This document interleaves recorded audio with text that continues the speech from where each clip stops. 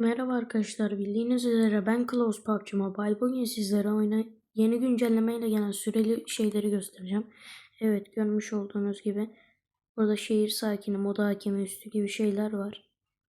Ve en önemlisi burada şehir sakini altı var. Gerçekten çok iyi, ben alıyorum. Çok güzel bence. Diğerini almak isterdim ama AG'm yetmedi. Elimden gelirse alacağım. Süreli bu arada. Kesinlikle alın ve kaçırmayın. İlk başta inanmadım ama bir videoda gördüm. Oyunu güncelleyin ve bunlara bak. Çok güzel. Vallahi çok güzel abi ya. Çok güzel. Çok iyi kombin yapılır arkadaşlar bunlarla.